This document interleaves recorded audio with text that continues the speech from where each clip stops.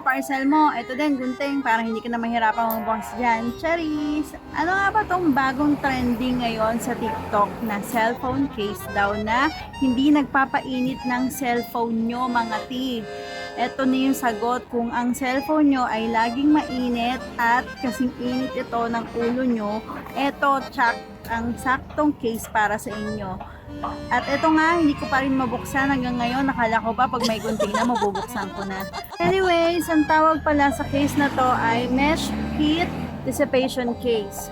So, ano nga ba yung dissipation? Ewan ko kung ano yung dissipation. De charis, ang heat dissipation case daw ay based kay Google refers to the process of removing excess heat from a source and transferring it to the surrounding environment and preventing overheating. So, for sure mga mare ko, ewan ko na lang talaga kung mag-init pa ang cellphone mo dahil sa phone case na to na makakatulong sa'yo para hindi mag-overheat ang cellphone mo at para hindi pumutok sa bunga mo. Hindi, joke lang.